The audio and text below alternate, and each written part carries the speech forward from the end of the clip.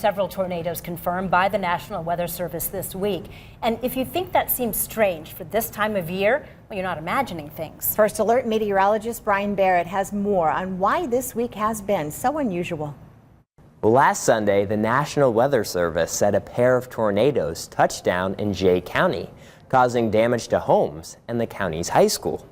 Weather spotters also confirmed at least one tornado hit parts of Noble and LaGrange County. 3 tornadoes in just a few days is unheard of, but for that to happen in September is something that's pretty remarkable. Let's look into the numbers. From 1950 to 2023, there have been 7 confirmed September tornadoes, with 5 in northeast Indiana, plus 2 in northwestern Ohio. Compare that to a month like June, where we've had 66 tornadoes that touched down in that same time frame. The good news is the chance for additional tornadoes is exceptionally low over the next few days. Reporting in studio, Brian Barrett, 21 Alive News.